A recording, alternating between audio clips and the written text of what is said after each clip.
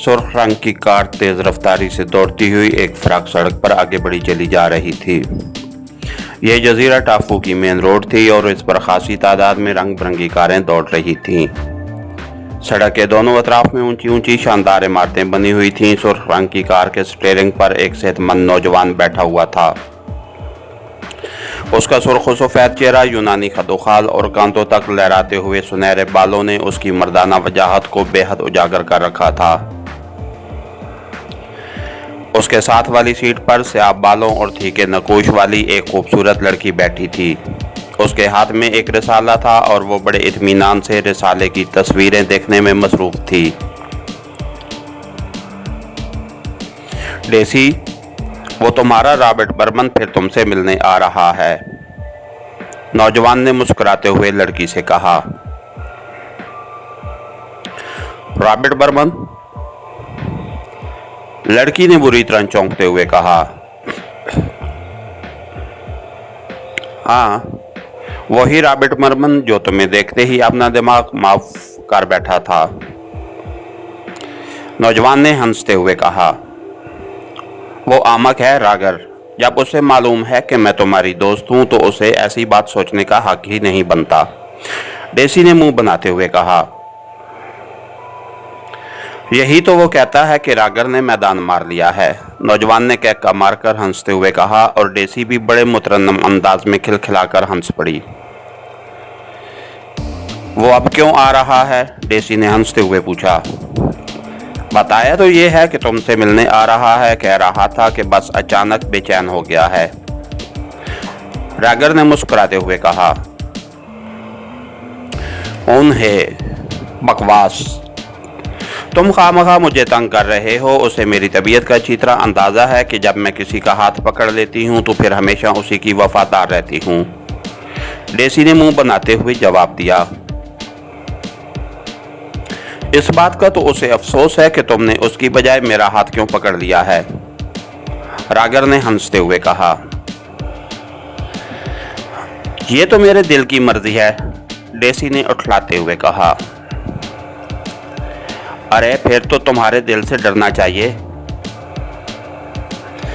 कल तुम्हारे दिल की मर्जी किसी और तरफ को घूम गई तो बेचारा रागर भी ठंडी आहें भरता रह जाएगा, रागर ने कहा और डेसी एक बार फिर हंस पड़ी। उसी लम्हे रागर ने कार मोड़ी और फिर एक छोटी सी इमारत के गेट पर रोक दी। डेसी भी चौंक कर इस इमारत को देखने लगी। रागर ने मखसूस अंदाज में 3 बार हारन दिया तो फाटक खुल गया और रागर कार अंदर लेता गया।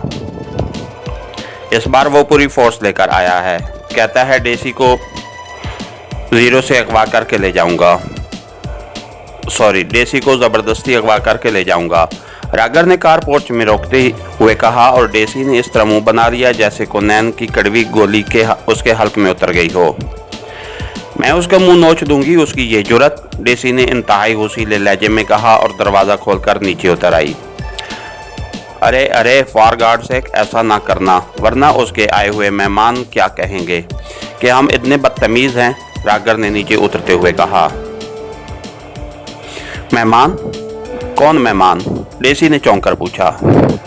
मुझे मालूम नहीं, बस अचानक उसका फोन आया था कि वो अपने मेहमानों के साथ आ रहा है, रागर ने सर हिलाते हुए कहा और तेजी से बरामदा क्रॉस करके दरमियानी राहदारी में बढ़ने लगा। डेसी भी उसके पीछे थी। चंद लम्हों बाद वो एक बड़े कमरे में पहुंच गया जहां रॉबर्ट बर्मन के साथ एक दिलकश औरत और 3 मर्द बैठे हुए थे। ओह रागर, आओ आओ, हमें तुम्हारा ही इंतजार था, रॉबर्ट बर्मन ने चौंक कर कुर्सी से उठते हुए कहा और उसके साथ ही वो औरत और 2 मर्द उठ खड़े हुए, जबकि एक आदमी उसी तरह इत्मीनान से बैठा रहा। उसकी आंखें बंद थी और चेहरे से ऐसे महसूस हो रहा था जैसे वो गहरी नींद सो रहा हो। और रागर और डेसी हैरत से उसे देखने लगे। प्रिंस, मिस्टर रागर आ गए हैं, रॉबर्ट बर्मन ने मुस्कुराते हुए कहा। आ गए हैं? वाह, मुझे भी बड़ी भूख लगी हुई थी, कहाँ हैं? लेकिन कीमा भरा होना चाहिए बर्गर में। उस आदमी ने बुड़बुड़ाकर आंखें खोलते हुए बड़े आमकाना अंदाज में कहा और फिर यूं इधर उधर देखने लगा जैसे किसी को तलाश कर रहा हो।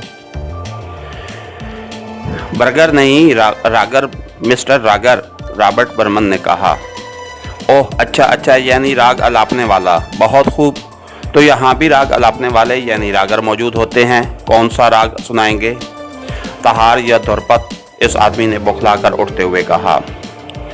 तुम्हें तमीज़ है बात करने की? यकलख्त डेसी ने इंतहाई होशीले लहजे में कहा और वो प्रिंस इस तरह आंखें फाड़ फाड़ कर डेसी को देखने लगा जैसे जिंदगी में पहली बार किसी औरत को देख रहा हो। ये मिस डेसी हैं, रागर की दोस्त, रॉबर्ट बर्मन ने कहा। देसी? वाकई देसी घी की तरह खालिस हैं, प्रिंस ने कहा। प्रिंस, होश में रहकर बात करो, हम मिस्टर रागर के मेहमान हैं। यकलख्त पास खड़ी औरत ने इंतहाई तल्ख लहजे में कहा। ओह अच्छा, मेहमानों को तो वाकई देसी घी ही मिलना चाहिए। ये मिस्टर रागर वाकई बाज़ौक़ मेज़बान लगते हैं, प्रिंस ने मुस्कुराते हुए कहा। रॉबर्ट, ये क्या तमाशा है? रागर ने इंतहाई तल्ख लहजे में कहा। वो अब तक खड़ा मुसलसल होंठ काट रहा था, लेकिन शायद अब बात उसकी बर्दाश्त से बाहर हो गई थी। प्रिंस न करो रागर, प्रिंस की हालत महसूस न करो रागर, प्रिंस की हालत, सॉरी, आदत ही ऐसे मजाक करने की है, रॉबर्ट ने धीमे लहजे में कहा। वैसे उसका चेहरा बता रहा था कि उसे भी इमरान का ये बेमौका मजाक पसंद नहीं आया था। ओह, आप शायद नाराज हो गए हैं mister Burger. Oh sorry mister रागर।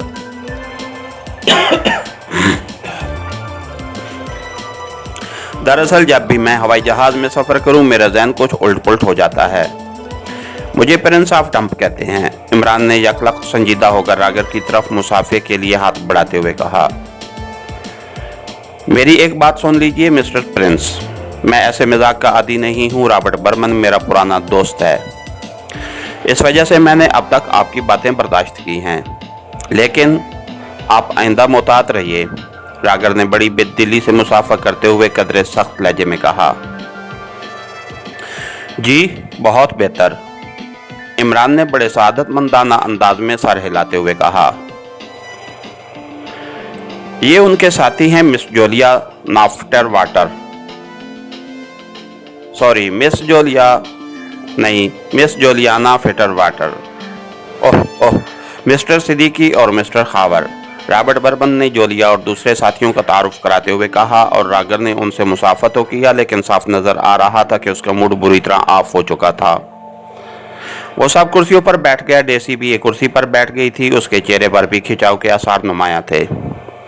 Imran ने कुर्सी पर बैठते ही दोबारा उस तरह आंखें बंद कर ली थीं कि जैसे उसने अब आंखें ना खोलने का ऐद कर लिया हो।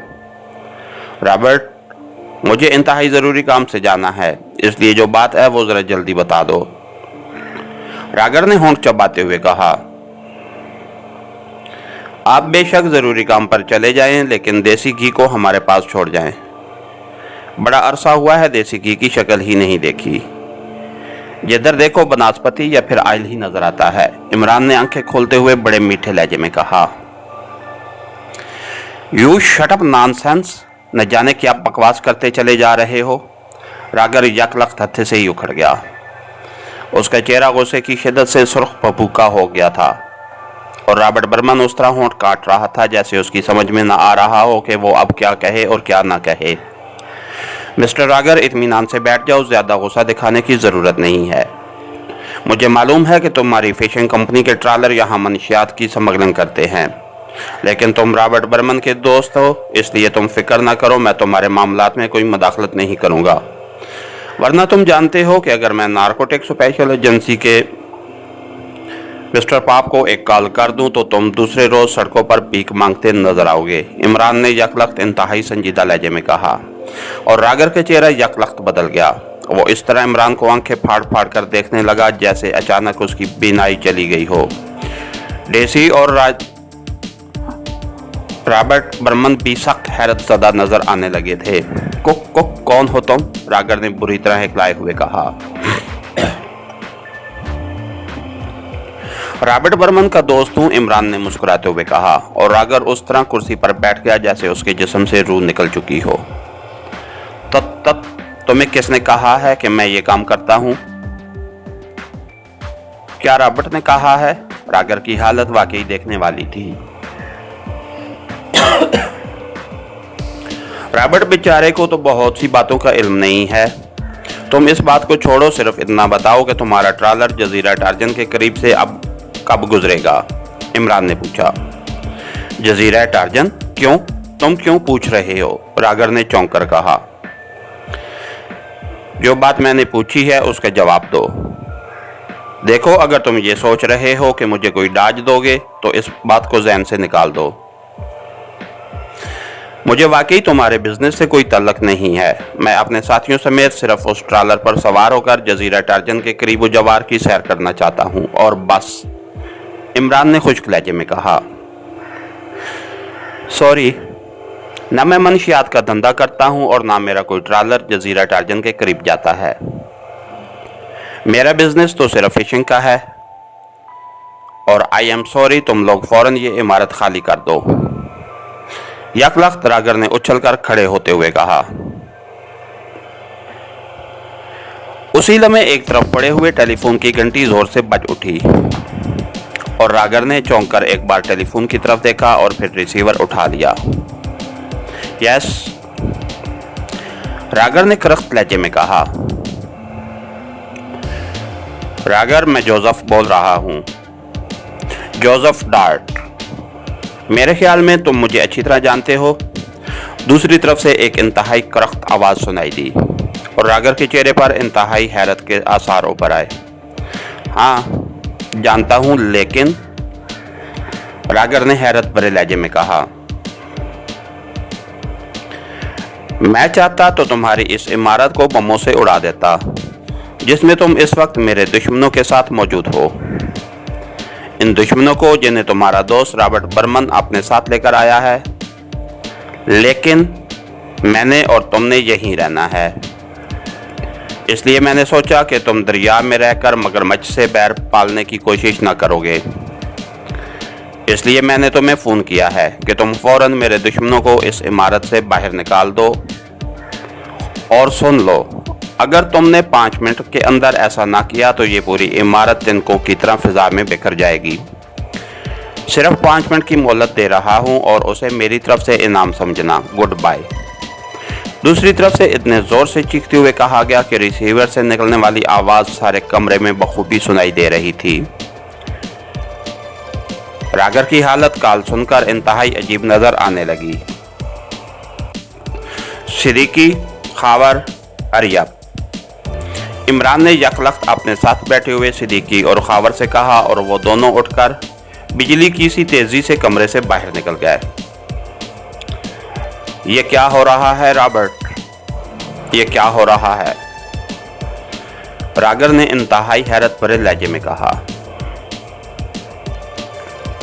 तुम इत्मीनान से बैठ जाओ, कुछ नहीं होगा, इमरान ने मुस्कुराते हुए कहा। और फिर चंद लम्हे भी न गुजरे थे कि सिद्दीकी और खावर वापस अंदर दाखिल हुए तो उनके कंधों पर 2 आदमी बेहोशी के आलम में लदे हुए थे। उन्होंने इन दोनों को नीचे फर्श पर पटक दिया। इनकी तलाशी लो, इनमें से किसी के पास वायरलेस कनेक्शन पीस है, इमरान ने उसी तरह मुतमईन लहजे में कहा। तो सिद्दीकी और खावर दोनों ने झुककर उन्हें बेहोश अफराद की तलाशी लेनी शुरू कर दी। उनके सरों पर खासे गहरे जख्म नजर आ रहे थे जिनमें से खून रस रहा था। और चंद लम्हों बाद सिद्दीकी ने उनमें से एक की जेब से एक चिपटा सा बॉक्स निकाल लिया जिसके साथ 2 तारें जिनके आगे गुंडियां सी लगी हुई थीं बरामद कर लिया। मुझे दिखाओ, इमरान ने सिद्दीकी से कहा और सिद्दीकी ने वो बॉक्स इमरान के हाथ में दे दिया। इमरान ने आगे बढ़कर मेज पर पड़े हुए टेलीफोन को उल्टा दिया और फिर बॉक्स के साथ मौजूद दोनों तारों को उनके नीचे मुख्तलिफ पॉइंट्स पर लगा दिया। तारों के सिरों पर लगी हुई गुंडियां उन पॉइंट्स के साथ इस तरह चिपक गईं जैसे लोहा मकनातीस के साथ चिपकता है और इमरान ने फ़ोन सीधा कर दिया। अब तारें फ़ोन के निचले हिस्से में जा रही थीं जबकि वो बॉक्स उसके साथ मेज़ पर रखा हुआ था।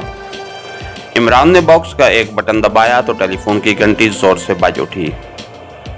चलो मिस्टर रागर, रिसीवर उठा लो, इमरान ने रागर से मुखातिब होकर कहा, जो उस तरह हैरत भरे अंदाज में इमरान को यह सब कुछ करते देख रहा था जैसे कोई बच्चा किसी शोभदागर को हैरत से देख रहा हो। ये आखिर क्या हो रहा है? रागर ने हैरत भरे लहजे में कहा। लेकिन उसके साथ ही उसने आगे बढ़कर रिसीवर उठा लिया क्योंकि घंटी मुसलसल बज रही थी। यस, रागर ने हैरत भरे लहजे में कहा। रागर, मैं जोसेफ बोल रहा हूं, जोसेफ डार्ट। वही आवाज और वही फिक्रे रिसीवर से बरामद हुए जो उससे पहले सुने गए थे और फिर उसी तरह 5 मिनट की धमकी देने के बाद कॉल का रब्ता खत्म हो गया तो इमरान ने मुस्कुराते हुए आगे बढ़कर उसके हाथ से रिसीवर लिया और उसे टेलीफोन पर रखकर उसने इस बॉक्स का बटन बंद करके उसकी तारें बैर खींच लीं। ये कौन लोग हैं? रागर ने हैरत भरे लहजे में कहा। जाहिर है जोसेफ डार्ट के आदमी होंगे। तुम मुझे सिर्फ इतना बता दो कि ये जोसेफ डार्ट है कौन? इमरान ने मुस्कुराते हुए कहा। ये यहाँ का इंतहाई मारूफ गुंडा है, पूरे टापू में इसकी वहशत छाई हुई है। यह डार्ट क्लब का मालिक है, लेकिन आज से पहले मेरा इससे कभी टकराव नहीं हुआ। मैंने सिर्फ इसका नाम सुना हुआ है, लेकिन यह सब चक्कर क्या है? तुमने इन लोगों को कहां चेक किया और कैसे? इतनी आसानी से ये काबू में आ गए? रागर ने कहा। उसका लहजा अब पूरी तरह बदल चुका था। हम लोग जब एयरपोर्ट से निकलकर शहर में दाखिल हुए और रॉबर्ट बर्मन ने तुमसे फोन पर बात की तो मैंने इन दोनों को एक कार में बैठे कॉल कैचर की मदद से कॉल कैच करते देखा। उसके बाद जब हम यहाँ इमारत में आए तो ये हमारे पीछे आए तो मैंने सिद्दीकी और खावर की ड्यूटी लगाई कि वो इनकी हरकत चेक करे और फिर मुझे रिपोर्ट मिली कि उनमें से एक आदमी तो सड़क की तरफ छुपा हुआ है और दूसरा आदमी तुम्हारी टेलीफोन लाइन के साथ ये बॉक्स फिट करने में मसरूफ था, जिससे मैं समझ गया कि ये तुमसे कोई खास बात करना चाहते हैं। चुनांचे वो खास बात तुम्हारे यहाँ आते ही सामने आ गई कि कोई साहब जोसेफ डार्ट साहब ये पसंद नहीं फरमाते कि तुम यहाँ हमारी इमदाद करो। इमरान ने मुस्कुराते हुए कहा, लेकिन इन आदमियों को पकड़कर भी तो उनसे हकीकत उगलवाई जा सकती थी। रागर ने सर झटकते हुए कहा। मैं असल में यह समझा था कि तुमने रॉबर्ट बर्मन के साथ डबल गेम खेलने की कोशिश की है, इसलिए सही सूरत हाल को सामने लाने के लिए मुझे इंतजार करना पड़ा। इमरान ने मुस्कुराते हुए कहा। लेकिन प्रिंस, आपने मुझे तो ज़रा बराबर भी महसूस नहीं होने दिया। मैं समझा कि सिद्दीकी और खावर शायद इस इमारत को देखने के लिए बाहर गए हैं, रॉबर्ट बर्मन ने कहा। अब हमें यहाँ बैठकर बहस मुबासे की बजाय आगे का इकदाम सोचना होगा। इन दोनों आदमियों की हलाकत मिस्टर रागर के लिए परेशानी का बायस बन सकती है, क्योंकि इस जोसेफ डार्ट की असल प्लानिंग अब मैं समझ गया हूँ। ये फौरी तौर पर सिर्फ इतना चाहता था कि हमें यहाँ मिस्टर रागर का ताउन हासिल ना हो सके। यहाँ से निकलने के बाद उसके आदमी हमारा ताक़ुब करते और फिर हम पर बाकायदा हमला किया जाता ताकि मिस्टर रागर के साथ उलझने का कोई मौका ना मिले। अब ये मुझे मालूम नहीं कि जोसेफ डार्ट आखिर मिस्टर रागर से बराह रास्त तसादम क्यों नहीं चाहता था, इमरान ने कहा। ओह, अब से ही सूरत हाल मैं समझ गया हूँ। यहाँ का पुलिस कमिश्नर मेरा छोटा भाई है और जोसेफ डार्ट जानता है कि मुझसे उलझने के बाद उसका यहाँ रहना नामुमकिन हो जाएगा। उसके साथ साथ उसे ये भी मालूम था कि मैं उसका फ़ोन मिलने के बाद लाजमन आप लोगों के ताउन से हाथ उठा दूंगा, क्योंकि मेरा बिजनेस ऐसा है कि मैं किसी ग्रुप के साथ मुस्तकिल तौर पर उलझ नहीं सकता, रागर ने सर हिलाते हुए कहा। ठीक है, शुक्रिया मिस्टर रागर, आपके इस ताउन का बेहद शुक्रिया। मिस्टर रॉबर्ट बर्मन, आप अपने दोस्त से गपशप करें और हमें इजाज़त दें, इमरान ने रूखे लहजे में कहा। कुक, क्या मतलब? मैंने ये तो नहीं कहा कि मैं आपके साथ ताउन नहीं कर सकता, रागर ने बुखलाकर कहा।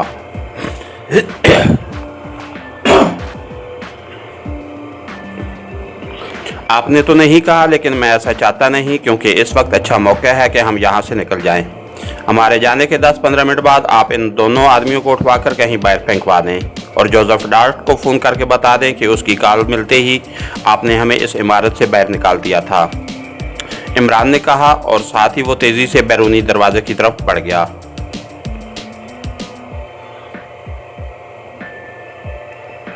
प्रिंस, रॉबर्ट बर्मन ने बुखलाए हुए अंदाज में कुछ कहना चाहा। थैंक यू रॉबर्ट, बस हम टापू पहुंच गए और उसके साथ ही तुम्हारा काम खत्म, गुड बाय। इमरान ने दरवाजे के करीब पहुंचकर कहा और तेजी से बाहर आ गया। सिद्दीकी, खावर और जोलिया भी उसके पीछे चल दिए। जोलिया इस पूरे वाकया के दौरान बिल्कुल खामोश बैठी रही थी। इमरान के गेट से बाहर निकलकर इमारत के गेट से बाहर निकलकर इमरान तेज तेज कदम उठाता फुटपाथ पर चलता हुआ आगे बढ़ता गया और फिर जरा आगे जाकर उसने करीब से गुजरती हुई एक खाली टैक्सी को हाथ देकर रोका और वो सब टैक्सी में बैठ गए। डार्ट क्लब, इमरान ने टैक्सी में बैठते हुए कहा और टैक्सी ड्राइवर ने सर हिलाते हुए टैक्सी आगे बढ़ा दी। डार्ट क्लब का नाम सुनकर इमरान के सब साथी बुरी तरह चौंक पड़े, क्योंकि वो सुन चुके थे कि जोसेफ का डार्ट क्लब में है और उससे बचने के लिए वो रागर की इमारत से निकले हैं। लेकिन अब इमरान खुद डार्ट क्लब जा रहा है, लेकिन वो टैक्सी ड्राइवर की वजह से खामोश रहे। टैक्सी मुख्तलिफ सड़कों पर से घूमती हुई एक इमारत के गेट के सामने रुक गई। उस इमारत के ऊपर डार्ट क्लब का बोर्ड लगा हुआ था और अंदर कई कारें खड़ी नजर आ रही थी।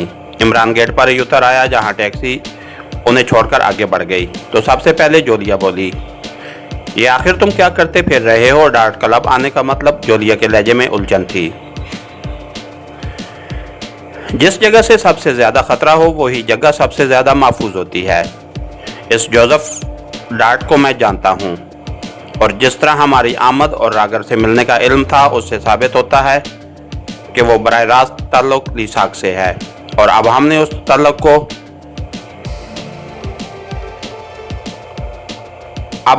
ताल्लुक के जरिए वहां पहुंचना है, इमरान ने कहा और तेज तेज कदम उठाता इमारत के अंदर दाखिल हो गया। असल इमारत कंपाउंड गेट से कुछ फासले पर और उसका मेन गेट शीशे का बना हुआ था। इमरान सीधा उस मेन गेट की तरफ बढ़ा। गेट के बाहर एक मुसल्ला आदमी खड़ा हुआ था। इमरान और उसकी साथियों पर उसकी नज़रें जमी हुई थीं। जोसेफ से कहो रेड रोज का शाकी लाख तुमसे मिलना चाहता है। इमरान ने उस मुसल्ला आदमी के करीब पहुंचकर इस तरह सरगोशियाना अंदाज में कहा जैसे कोई बड़ी खुफिया बात कर रहा हो। रेड रोज, ओ बॉस ऊपर दफ्तर में हैं, आप जाएं, आखिर में सीढ़ियां आती हैं, वो सीधी बॉस के दफ्तर में जाती हैं, मुसल्ला आदमी ने तेज लहजे में कहा और इमरान सर हिलाता हुआ उधर को मुड़ गया। बरामदे के इख्तिताम पर वाकई सीढ़ियां मौजूद थीं और वहां कोई मुसल्ला आदमी मौजूद न था। वो इत्मीनान से सीढ़ियां चढ़ते हुए ऊपर पहुंच गए। सामने एक दरवाज़ा था जो बंद था। इमरान ने आहिस्ता से दरवाजे पर दस्तक दी। यस, कम इन। अंदर से एक आवाज़ उभरी और इमरान के लबों पर मुस्कुराहट फैल गई,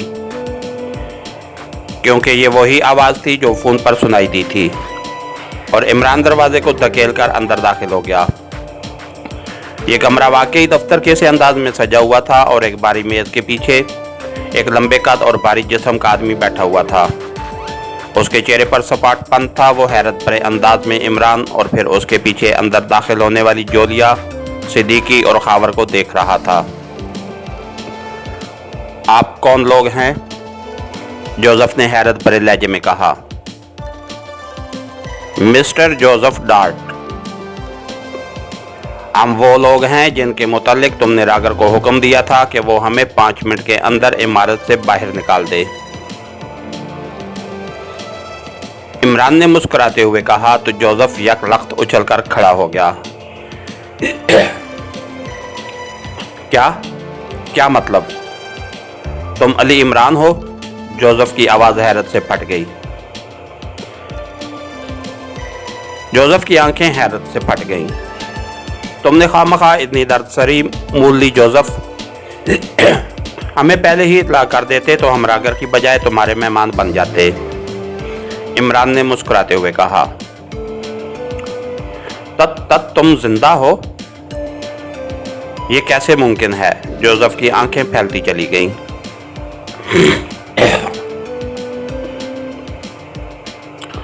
इस बात का सर्टिफिकेट लेने तो हम तुम्हारे पास आए हैं। और सुनो, अपना हाथ मेज से हटा लो, वरना मेरी तो सिर्फ जेब में सुराख होगा, लेकिन तुम्हारे दिल में सुराख हो जाएगा।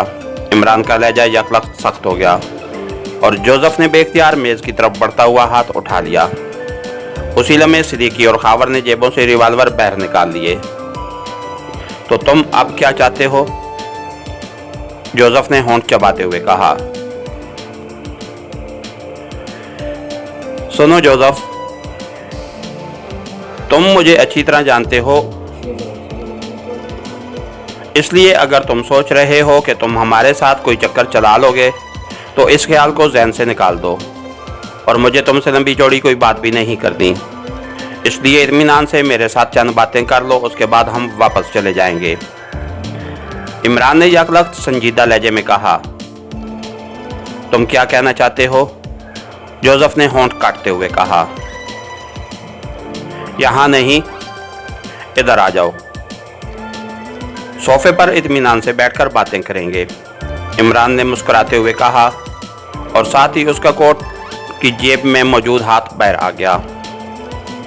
उसके हाथ में मशीन पिस्टल था। जोसेफ होंठ काटता हुआ मेज की साइड से निकलकर इमरान के करीब से गुजरने लगा। इमरान उसके करीब आते ही यकलख्त तेजी से एक तरफ हटा और जोसेफ का जिस्म जो जरा सा लहराया था यकदम सीधा हो गया और इमरान के लबों पर मुस्कुराहट फैल गई। तुम्हारी जान बच गई जोसेफ, वरना तुमने हमला करने की जो प्लानिंग की थी वो गलत थी और मशीन पिस्टल की गोलियां तुम्हारा दिल छेद जाती। इमरान ने जहरीले लहजे में कहा।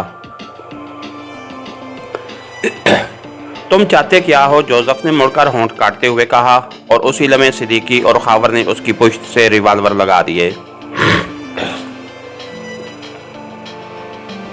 आराम से बैठ जाओ और तुम लोग भी जरा पीछे हट जाओ, जोसेफ बहुत समझदार आदमी है। इमरान ने मुस्कुराते हुए कहा और खावर और सिद्दीकी एक कदम पीछे हट गए। तुमने ली साहब के कहने पर हमारे खिलाफ जो प्लानिंग की थी वो तो खत्म हो गई। वैसे एक बात है, जो इस कदर आमकाना प्लानिंग की मुझे तुमसे तवक्को न थी।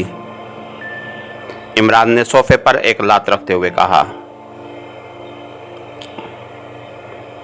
मैं रागर से ना उलझना चाहता था। मेरा ख्याल था कि रागर तुम्हें लेने एयरपोर्ट जाएगा,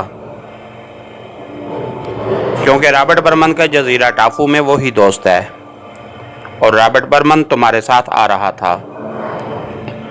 लेकिन मेरी प्लानिंग बेदाग थी। जैसे ही तुम इमारत से बाहर निकलते, तुम पर दोनों अतराफ से मशीन गनों की गोलियां बरसनी शुरू हो जाती।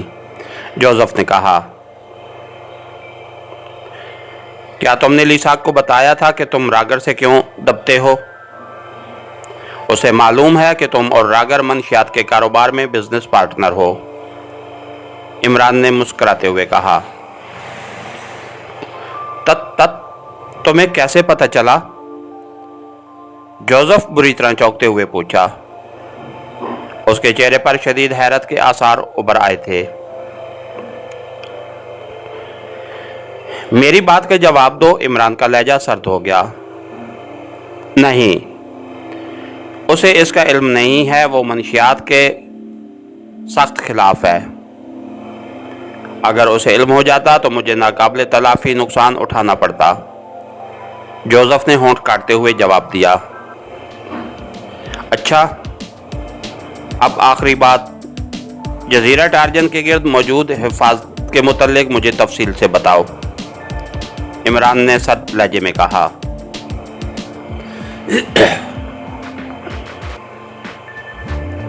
तुम यकीन करो, मुझे कतई इल्म नहीं है। मैं आज तक वहां गया ही नहीं, जोसेफ ने कहा और इमरान ने उसके लहजे से अंदाजा लगा लिया कि वो दुरुस्त कह रहा था। तो फिर तुम्हारी जिंदगी मेरे लिए बेकार ही रही, इमरान ने मुंह बनाते हुए कहा। यकीन करो मुझे उसका इल्म नहीं है। लीसाक इस मामले में बेहद सख्त है। वो इस राज में किसी को शरीक नहीं करता। जोसेफ ने जल्दी से जवाब दिया। लेकिन कमांडर हारिस को पहले यहाँ जजीरा टापू पर लाया गया था और फिर यहाँ से लॉन्च के जरिए उसे जजीरा टार्जन पहुँचाया गया था और तुम यहाँ लीसाक के खास नुमाइंदे हो। इमरान ने होंठ काटते हुए कहा। उसके आदमी पहले से यहाँ स्पेशल लॉन्च लेकर मौजूद थे।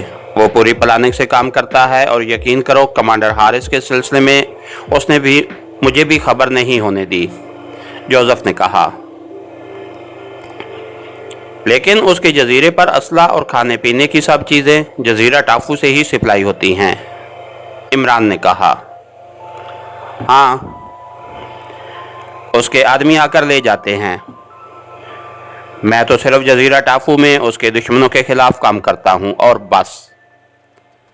और उसके बदले में वो मुझे लंबी रकम देता है, जोसेफ ने जवाब दिया।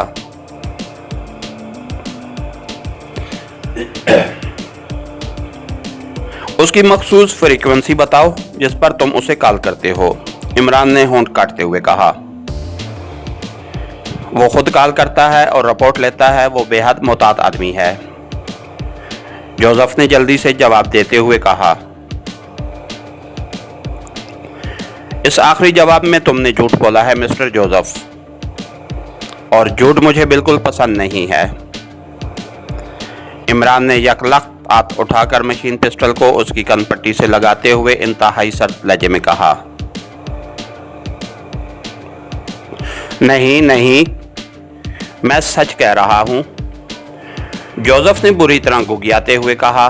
लेकिन उससे पहले कि उसका फिक्रा मुकम्मल होता, इमरान ने ट्रैगर दबा दिया और दूसरे लम्हे जोसेफ की खोपड़ी हजारों टुकड़ों में तब्दील होकर सोफे की अकबी जगह में बिखर गई। अगर ये झूठ बोल रहा था तो उसे सच भी उगलवाया जा सकता था, जोलिया ने कहा। नहीं,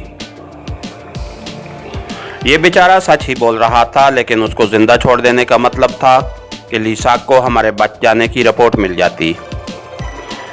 अब उसे यही रिपोर्ट मिलेगी कि जोसेफ को मार डाला गया है और बस। इमरान ने मशीन पिस्टल वापस जेब में डालते हुए कहा और तेजी से बैरूनी दरवाजे की तरफ बढ़ गया। सीढ़ियों पर अब भी कोई आदमी मौजूद न था। शायद जोसेफ को अपनी दहशत पर इस कदर एतमाद था कि उसने अपने दफ्तर के सामने किसी मुहाफिज को रखने का सोचा तक न था। वो बड़े इत्मीनान से चलते हुए कंपाउंड गेट से बाहर आ गए।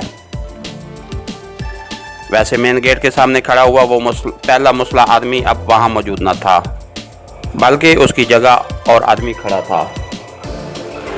कंपाउंड गेट से बाहर उन्हें जल्द ही एक खाली टैक्सी मिल गई और इमरान ने उसे सीव्यू क्लब चलने का कहा और इत्मीनान से टैक्सी में बैठ गया। टैक्सी इंतहाई तेज रफ्तारी से मुख्तलिफ सड़कों पर सफ़र करती हुई एक और 2 मंजिला इमारत के सामने जाकर रुक गई।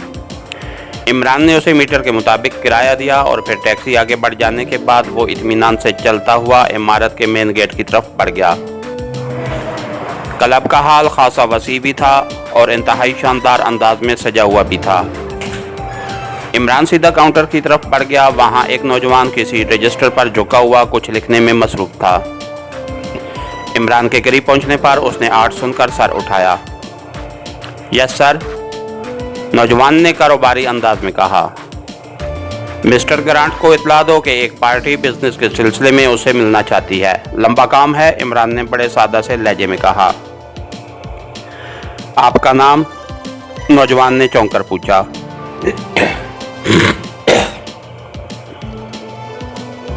मेरा नाम एरिक है और मैं नाराक से आया हूं, इमरान ने जवाब दिया।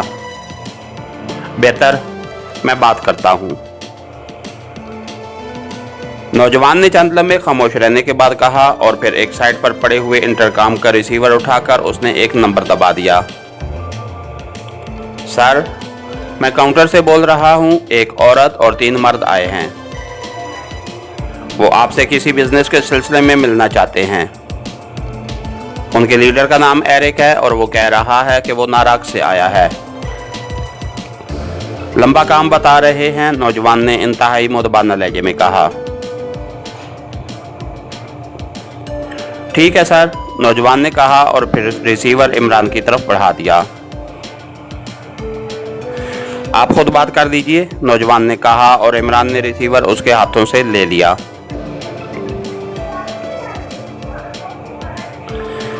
हेलो मिस्टर ग्रांट, हवाले के लिए ना रख के शाम कॉल का नाम मेरे ख्याल में काफ़ी रहेगा। इमरान ने मुस्कुराते हुए कहा, ओह ठीक है, हवाला दुरुस्त है। रिसीवर काउंटरमैन को दे दो। दूसरी तरफ से एक बारीक सी आवाज़ सुनाई दी और इमरान ने मुस्कुराते हुए रिसीवर वापस नौजवान को दे दिया। बेहतर सर, नौजवान ने कहा और रिसीवर रखकर उसने एक साइड पर खड़े हुए आदमी को इशारा किया और वो आदमी तेजी से आगे बढ़ आया। इन्हें बास के दफ्तर पहुंचा आओ, नौजवान ने इमरान और उसके साथियों की तरफ इशारा करते हुए कहा। आइए जनाब, उस आदमी ने इस बात में सर हिलाते हुए कहा और इमरान और उसके साथी उस आदमी के पीछे चलते हुए एक राहदारी से गुजरकर एक दरवाजे के सामने रुक गए। उस आदमी ने आगे बढ़कर दरवाजे पर दस्तक दी। यस कम इन, अंदर से आवाज़ सुनाई दी और उस आदमी ने दरवाज़ा धकेलकर खोल दिया। दरवाज़ा खोलकर एक साइड पर हट गया। इमरान अंदर दाखिल हुआ। ये एक खासा बड़ा कमरा था जिसके आखिरी सिरे पर एक मेज़ के पीछे एक मनोनी सा आदमी बैठा हुआ था। बिल्कुल दुबला पतला, लेकिन उसका चेहरा और आंखें बता रही थी कि वो सख्त कारोबारी किस्म का आदमी है।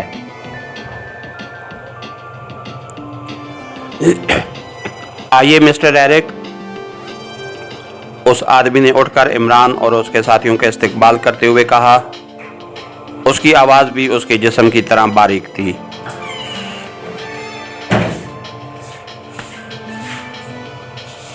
मेरा नाम एरिक है मिस्टर ग्रांट, और ये मेरे साथी हैं। इमरान ने आगे बढ़कर उसे मुसाफा करते हुए कहा, लेकिन उसने अपने साथियों को तारुफ कराने की ज़रूरत ना समझी। तशरीफ़ रखिए और मुझे बताइए कि मैं आपकी क्या खिदमत कर सकता हूँ। ग्रांट ने इमरान से मुसाफा करने के बाद वापस कुर्सी पर बैठते हुए कहा। उसका लहजा और अंदाज ठेठ कारोबारी था। शाम कॉल ने बताया था कि आप बिजनेस के मामले में बेहद खरे आदमी हैं। इमरान ने कुर्सी पर बैठते हुए मुस्कुराकर कहा, जी हाँ, उसने आपको दुरुस्त बताया है। शाम कॉल मेरे साथ बिजनेस करता रहता है। फरमाइए, ग्रांट ने सर हिलाते हुए कहा। हमें चंद खास चीज़ें चाहिए, एक कागज़ दीजिए, इमरान ने कहा और ग्रांट ने मेज़ पर पड़ा हुआ पैड उठाकर इमरान की तरफ बढ़ा दिया।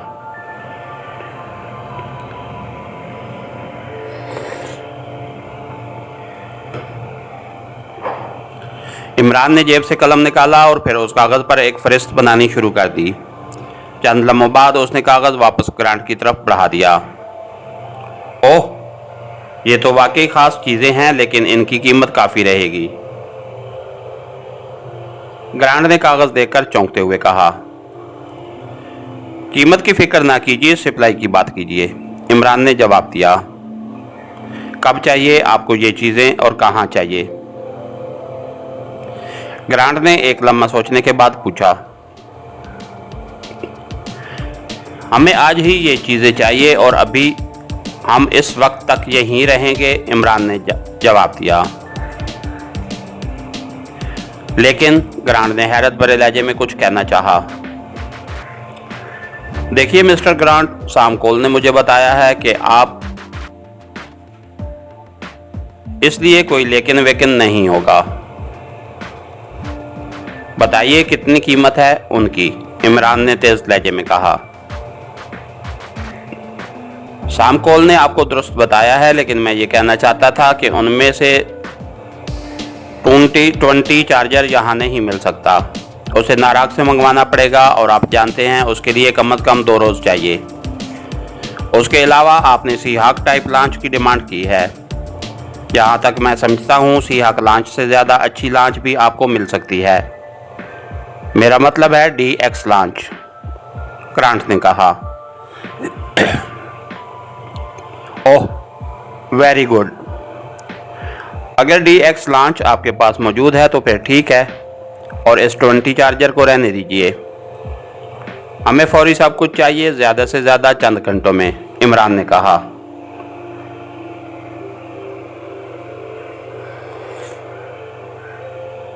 ओह, फिर आपका मसला फौरी भी हल हो सकता है। चंद घंटे क्या, सिर्फ 1 घंटे के अंदर सप्लाई हो सकता है। 1 मिनट, मैं इनकी कीमत चेक कर लूँ। अदायगी आपको फौरी और नकद करनी होगी, ग्रांट ने कारोबारी अंदाज में कहा। ठीक है, इमरान ने सर हिलाते हुए जवाब दिया, और ग्रांट ने मेज़ पर रखे हुए मुख्तलिफ रंगों के टेलीफोनों में से सुर्ख रंग का टेलीफोन अपनी तरफ खिसकाया और फिर रिसीवर उठाकर यस, दूसरी तरफ से एक आवाज़ सुनाई दी।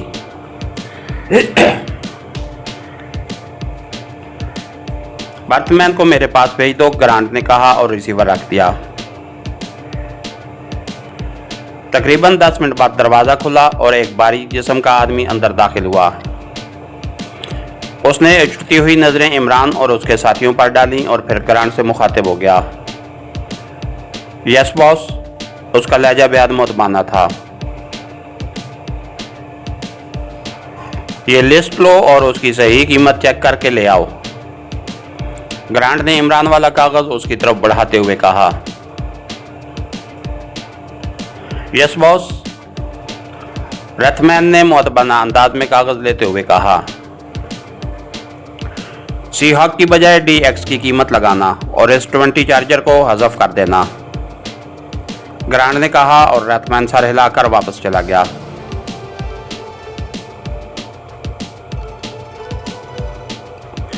मेरे ख्याल में बिजनेस की एक और बात भी हो जाए। अगर आप एक और इन्फॉर्मेशन दे सकें तो मैं उसकी कीमत भी अदा कर दूंगा, इमरान ने रथमैन के जाने के बाद मुस्कुराते हुए कहा। कैसी इन्फॉर्मेशन, ग्रांट ने चौंक कर पूछा। मुझे एक ऐसा आदमी चाहिए जो जज़ायर फनलैंड और उसके गिर्द फैले हुए तमाम जजीरों से अच्छी तरह वाकिफ भी हो, और उसे रकम की भी ज़रूरत हो, इमरान ने कहा। ओह हाँ, एक ऐसा आदमी है, लेकिन एक बात बता दूं कि शराब ने उसे मुकम्मल तौर पर ख़त्म कर दिया है। अब वो एक जिंदा लाश है,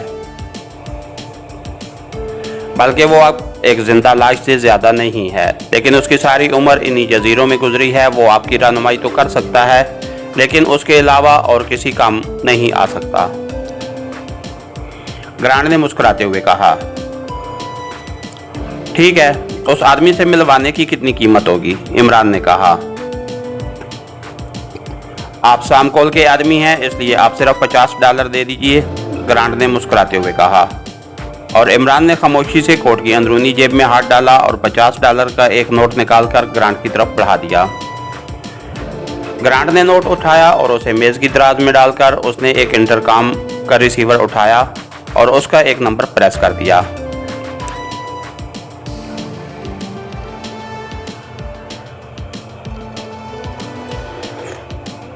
यस, दूसरी तरफ से एक मुख्तसर सी आवाज़ सुनाई दी। टेल्सन इस वक्त कहाँ होगा, ग्रांट ने पूछा। वो जनाब अपने केबिन में पड़ा होगा, दूसरी तरफ से जवाब मिला। उसे मेरे दफ्तर में भेज दो, उसके लिए मैंने एक काम तलाश किया है, ग्रांट ने कहा और रिसीवर रख दिया। वो अभी आ जाएगा, लेकिन उसे डील करना आपका अपना काम होगा, ग्रांट ने मुस्कुराते हुए कहा, और इमरान ने सर हिला दिया। चंद लम्हों बाद दरवाज़ा खुला और रथमैन वापस अंदर आया।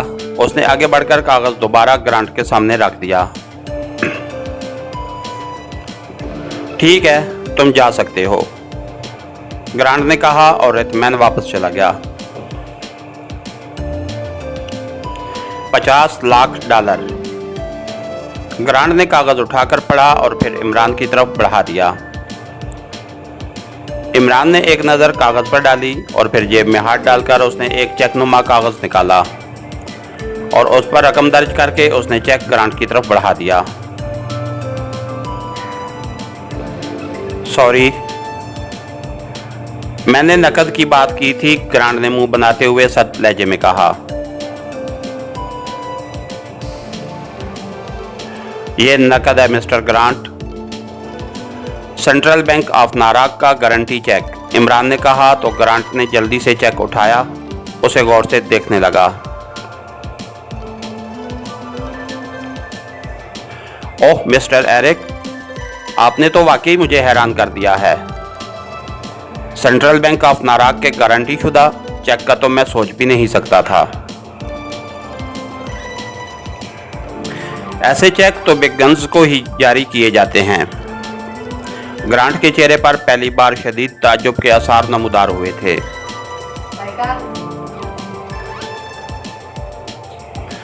Business is business mister grant, business is business mister grant, Imran ने सर हिलाते हुए कहा।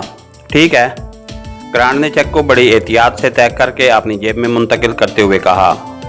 उसी लम्हे दरवाजे पर दस्तक हुई। यस कम इन, ग्रांट ने चौंक कर कहा।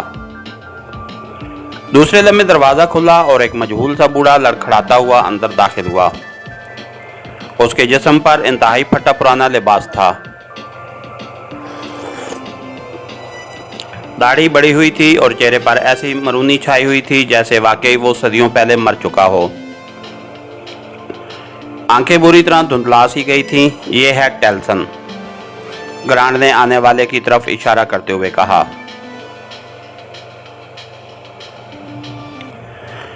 आपने मुझे बुलाया है मिस्टर ग्रांट, बूढ़े ने आंखें चपका चपका कर ग्रांट को देखते हुए कहा। ये साहब हैं मिस्टर एरिक, ये तुम्हें कोई काम देना चाहते हैं, ग्रांट ने इमरान की तरफ इशारा करते हुए कहा और बूढ़ा इमरान की तरफ घूम गया। वो अब अपनी धुंधलाई हुई आंखों से इमरान की तरफ देख रहा था।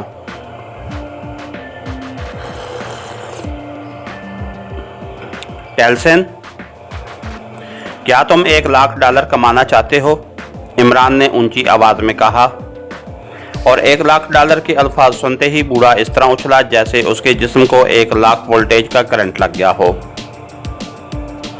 उसकी धुंधलाई हुई आंखें पूरी तरह फैल गईं। क्या कह रहे हो, क्या कह रहे हो तुम, क्या मेरे कान बज रहे हैं, टेल्सन ने बुखलाई हुई आवाज में जवाब दिया। और साथ ही मुफ्त शराब भी जितनी तुम पी सको, इमरान ने मुस्कुराते हुए जवाब दिया।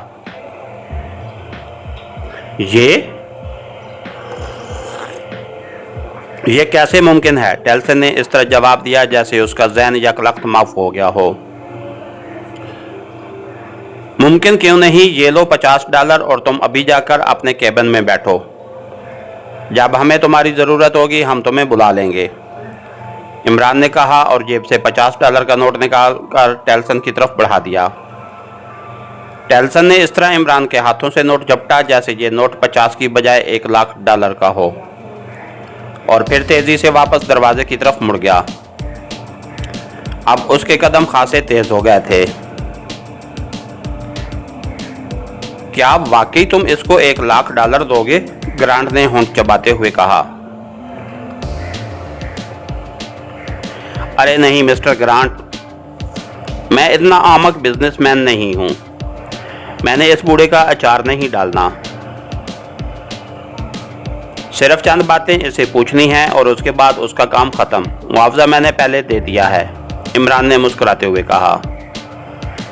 और ग्रांट ने इस तरह सर हिलाया जैसे इमरान की बात सुनकर उसे खासा इत्मीनान हो गया हो। ओके, आओ मेरे साथ ताकि तुम्हें सप्लाई दे दी जाए।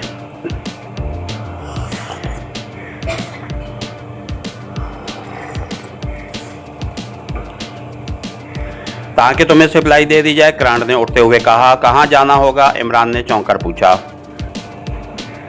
तुम्हें मैं समुद्र में ऐसी जगह ले जाऊंगा जहां तुम बैरिया की नज़रों से बचकर सप्लाई ले सको।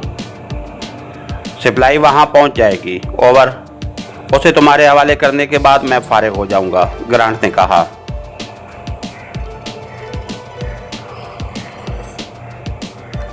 तो फिर ऐसा है कि आप टेल्सन को भी वहीं पहुंचाने का इंतज़ाम कर दीजिए। ये लीजिए उसके पहुंचाने की कीमत, इमरान ने उठकर कहा और जेब से $50 का एक और नोट निकालकर उसने ग्रांट की तरफ बढ़ा दिया। वेरी गुड, आप वाकई बिजनेस करना जानते हैं, ग्रांट ने हंसते हुए कहा और फिर मेज़ की तरफ मुड़कर उसने दोबारा इंटरकॉम का रिसीवर उठाया और एक नंबर प्रेस कर दिया। यस, दूसरी तरफ से कहा गया। टेल्सन को C0 स्पॉट पर पहुंचा दो। मैं अपने ग्राहकों के साथ वहीं जा रहा हूं। रेथमैन को कह दो कि वो मतलूबा सप्लाई वहां पहुंचाने के फौरी इंतजामात करे, ग्रांट ने सख्त लहजे में कहा और रिसीवर रख दिया। आइए मिस्टर एरिक, ग्रांट ने दरवाजे की तरफ बढ़ते हुए कहा और इमरान सर हिलाता हुआ उसके पीछे चल पड़ा। इसके साथ ही हमारी आज के एपिसोड का इख्तिताम हुआ। कहानीगर चैनल को लाइक कीजिए, सब्सक्राइब कीजिए और बेल आइकन को प्रेस कर दीजिए ताकि आने वाली नई वीडियो आप तक बर वक्त पहुँच सके। शुक्रिया।